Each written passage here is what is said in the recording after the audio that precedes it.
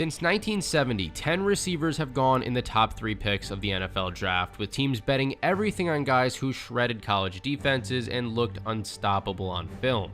Some became legends, rewrote the record books, and even chased Jerry Rice's all-time yardage mark. Others disappeared, leaving their teams with nothing to show for a once-in-a-lifetime gamble. So in this video, we're breaking down all 10 wide receivers taken, what made them can't-miss prospects, how their careers actually played out, and why some of them dominated while others never found their footing. Starting off, we have Wes Chandler, back in 1978, and to be honest, at first it looked like the Saints made a big mistake with this one. Coming out of Florida, he was supposed to be this elite receiver, but his rookie year wasn't anything too game-breaking. I mean, 35 catches for 472 yards in 16 games. He was averaging under 30 yards per game that season. For a guy drafted that high, those numbers weren't going to cut it. Saints fans were probably thinking that they wasted another top draft pick, but you know what? Sometimes the best players just take a minute to figure things out. The next season, Chandler started every single game, broke 1,000 yards for the first time, and caught the longest receiving touchdown in the entire league that year. But he really put on a show in 1982. This could be one of the craziest seasons that viewers had ever seen. He was traded to the Chargers during the previous season, and the 1982 season was shorter because of the strike that was going on, but the dude still led the league with 1,032 receiving yards and 9 touchdowns, which is 129 yards per game. Just to put that into perspective for you, when Calvin Johnson broke Jerry Rice's record in 2012, he averaged 122.8 yards per game. The Chargers offense that year was humming. 2nd and 10, it's Chandler! Did he catch it? Yes! Oh my! In back-to-back weeks against the 49ers and Bengals combined, the Chargers put up 1,199 total yards of offense. Chandler was on fire during those games, hauling in 17 catches for 385 yards and 5 touchdowns. By the time he retired, he had 4 Pro Bowls and won a Super Bowl. So if it was up to me, I'd have to say his career panned out just fine. We only had to wait 2 more years for another top 3 guy, and this time he had everything going for him. Olympic gold medalist, world record holder, college success, but it all fell apart. So the Jets are looking at Lamb Jones in 1980, and on paper, this dude was perfect. His speed was legendary in Texas. Took off like nothing I've ever seen before. The announcer says, and here comes Johnny Jones. Jones caught and passed every runner in front of him to win the race and the state championship. At 18 years old, he was the youngest guy from Texas to ever make the U.S. Olympic track team. He won gold in Montreal, running the second leg of a world record 4x100 relay. Then he went to college and played running back behind Earl Campbell at Texas. After just 1 season at running back, he started to play more receiver, and the Jets eyed him up as a new weapon for their passing attack once the 1980 draft rolled around.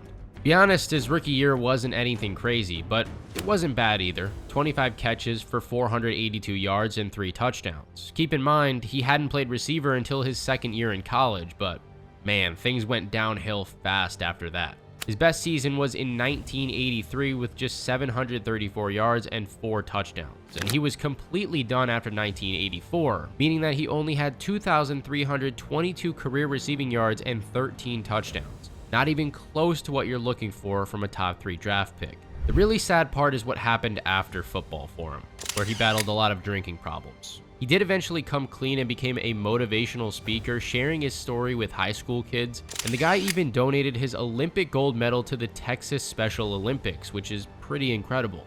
But in 2005, he was diagnosed with bone marrow cancer and sadly passed away in 2019 at just 60 years old.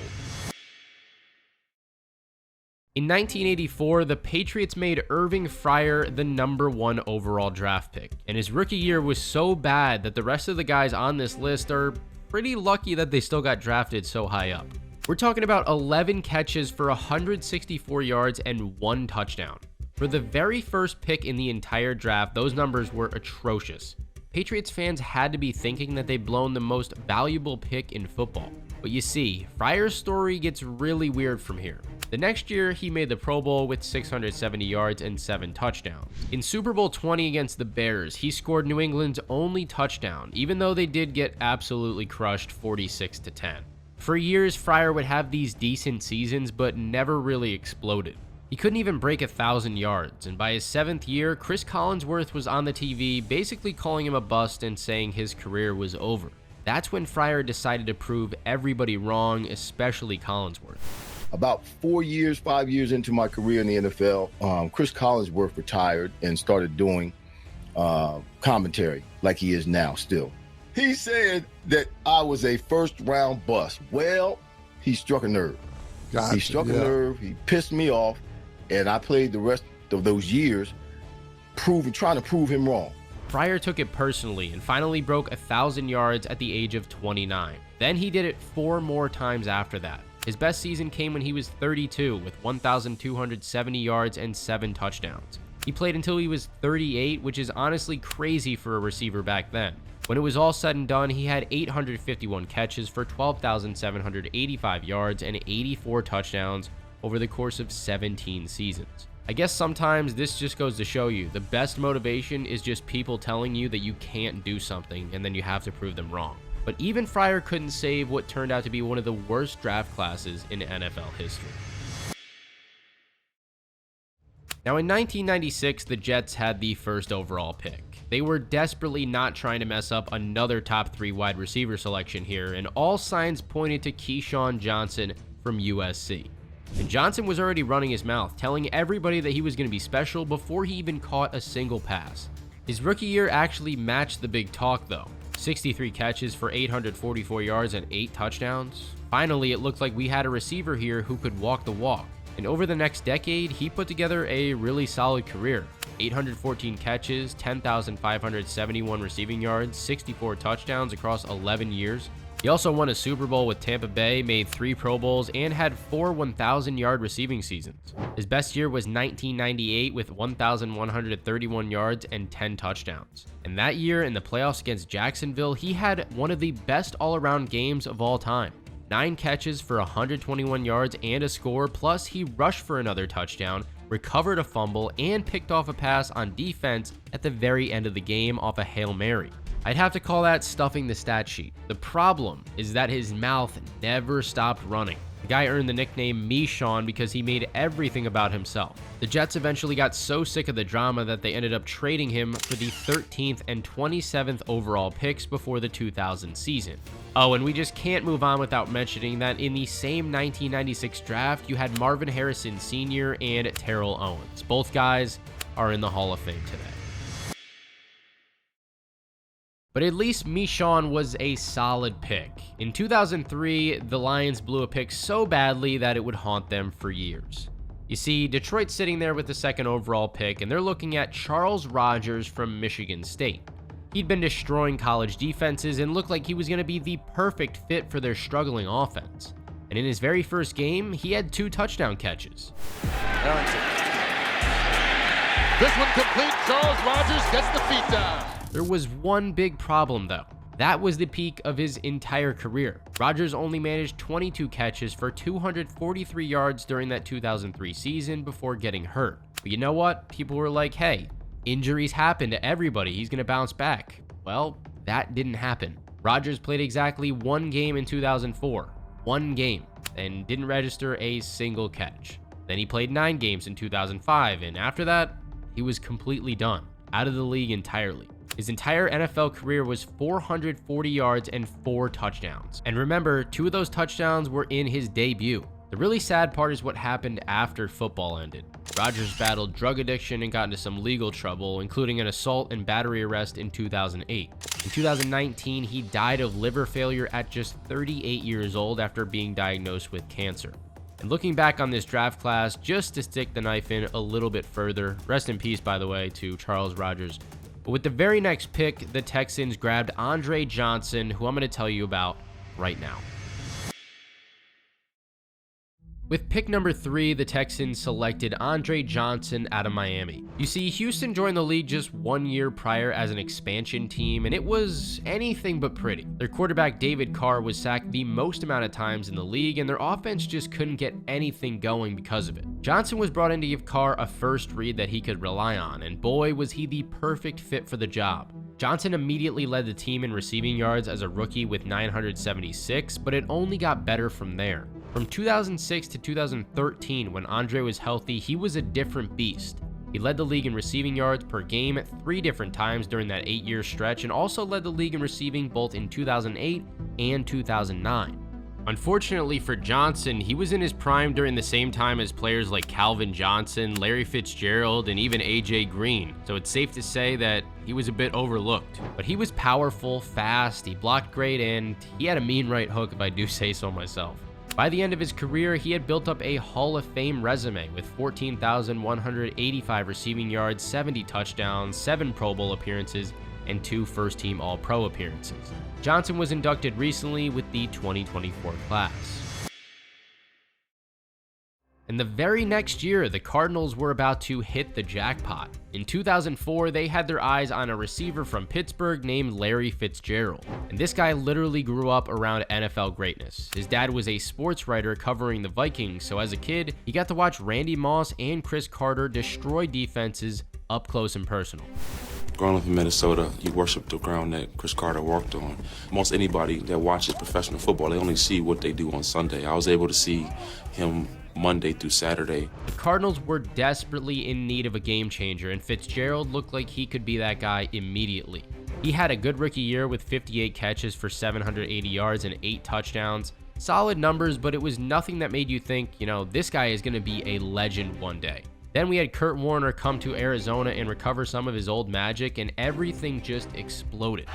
Warner firing downfield, looking for Fitzgerald. There's one, Tony. Larry Fitzgerald takes it to the end zone. All of a sudden, you got Larry Fitzgerald leading the league with 103 catches for 1,409 yards and 10 touchdowns. And this guy could catch absolutely anything thrown his way. His catch radius was so massive that he was winning every jump ball and making corners look stupid in the process. But his most impressive moment for sure came in the 2008 playoffs when he had the best postseason run of all time. That playoff run that you had, that was the most remarkable run of football I've ever seen from a wideout. I mean, Fitzgerald went nuclear, dragging a Cardinals team that had no business being there all the way to the Super Bowl. He had 546 yards and 7 touchdowns across 4 games. In the NFC Championship against Philadelphia, he torched the Eagles for 152 yards and 3 touchdowns. And then there's the performance in the Super Bowl itself. And it's going to be a fade for Fitzgerald, who's going to go up and make the catch for the touchdown. Warner has time. Fitzgerald into Steeler territory. 30, 20, 10. Arizona has the lead. There might not be another player who deserved to win more based on their performance in the big game, but I guess it just wasn't meant to be. When he retired, Fitz had 17,492 yards and 121 touchdowns. He caught a touchdown pass from 16 different quarterbacks, and he was also the closest anyone's ever gotten to Jerry Rice's insane all-time yardage mark of 22,895. And don't forget, Jerry Rice played with Joe Montana and Steve Young. If Fitz had consistent elite quarterback play during his entire career, he could have probably challenged Rice's all-time records. In 2005, the Browns thought that they had found their own version of Larry Fitzgerald, but instead they got a guy who made one of the most embarrassing bets in all of sports history, I'd say. His rookie year, he had 512 yards and 3 touchdowns. Nothing crazy, but you could see the potential there. Edwards had all the size and athleticism that made scouts go crazy, and the Cleveland fans started getting excited about this pick and having their first elite receiver in just about forever. Then 2007 happened, and for one season, their dreams looked like a reality. Edwards went absolutely nuts, 1,289 yards and 16 touchdowns, even making the Pro Bowl. He was catching everything that was thrown his way. But the next season, Edwards made a public bet with Olympic swimmer Michael Phelps that he would catch 17 touchdowns. Instead, he led the entire NFL in drop passes and only caught 3 touchdowns. The Browns went 4-12, and Edwards looked like a complete joke. His career really never bounced back from that. I mean, he played for a few more teams before calling it quits with just 359 catches for 5,522 yards and 40 touchdowns. The 2005 receiver class did have some standout guys like Roddy White, who went 27th, and Vincent Jackson, who went 61st. Both of those guys had much better careers than the guy picked 3rd overall. But to be fair though, there were also a ton of dud wide receivers in this class as well, such as Troy Williamson, Mike Williams, and Matt Jones. So This class was kind of a minefield. Edwards has done some good stuff though since retiring. He runs scholarship programs for Cleveland kids and even saved an 80-year-old man's life at a YMCA in 2024. Alright, you guys knew this one was coming. We're moving on to 2007, and this is the pick to end all picks. The Lions drafted somebody who redefined what was possible at the wide receiver position. After years of watching other teams nail their receiver picks while theirs completely flopped, Detroit had Calvin Johnson from Georgia Tech sitting right there in front of them. Johnson was a 6'5" absolute freak who ran a 4.35 40-yard dash time and caught passes like he had actual magnets in his gloves. Most scouts didn't even have him as their top receiver. They had him as the best player in the entire draft class, no matter what position. As a rookie, he put up 756 yards and 4 touchdowns, but the next season, it was game over for opposing defenses. Johnson led the league with 12 touchdowns and also had 1,331 yards, including a 96-yard bomb against Houston. Looking deep right side, got Calvin out there, hits him in stride, 50, 40, 30, not gonna catch him, 10-5, touchdown Detroit Lions. From 2011 to 2013, many people believe that Johnson was the best player in the entire league, outside of quarterbacks. The first 2 of those 3 years, he led the league in receiving yards in back-to-back seasons and even shattered Jerry Rice's single-season record with 1,964 yards in 2012. He was also one of only 7 players in NFL history to have multiple 1,600-plus yard seasons. In his prime, cornerbacks just couldn't cover him one-on-one. Safeties couldn't get there fast enough to help. The guy was literally unguardable. The sad part about this is he walked away at 30 years old, and the Lions even made him pay back $1.6 million of his signing bonus when he retired. He stayed away from Detroit for years after that because of how bitter he was over the whole thing, and can't really blame the guy. And that brings us to the 2025 NFL draft class, when the Jaguars landed the guy that everybody was talking about. Travis Hunter, he embodies belief. Right, he's a rare person, he's a rare player, but he's also a reminder that the boundaries of the game of football were built to be challenged. Sanders guns it. Sanders in a pocket. Oh, what a catch! Travis Hunter is the first player ever to win the Top Defensive Player Award and the Top Receiver Award in the same season, which is insane when you think about it. He's only the second defensive player to win the Heisman since Charles Woodson did it back in 1997. Now, I'm sure he's going to try to play on both sides of the ball at certain times, but he is listed as a receiver in the pros, so it's going to be interesting for sure seeing how this whole thing plays out for him. There are also plenty of stories coming out on how great this guy's character is, so you can see why Jacksonville is so happy betting their future on him. In a league full of guys who make everything about themselves, from what I've heard and seen, Hunter looks like the exact opposite. But as exciting as this pick is, it puts a ton of pressure on Trevor Lawrence, who's got to prove that he's worth that massive contract that they gave him yet again. But looking at these receivers, the hit rate is honestly pretty brutal. Yeah, you've got Megatron, Johnson, and Fitz who dominated, but there was also a ton of careers derailed by off-the-field stuff. Personally, I can't wait to see Travis Hunter play this season, especially if he really does see action on both sides of the ball. But what do you guys think? Will he finally be the key to unlocking Trevor Lawrence? Let me know in the comment section down below. Be sure to hit that subscribe button, and of course, if you want to see more videos just like this one, you're going to love this one right here, so take a look at it.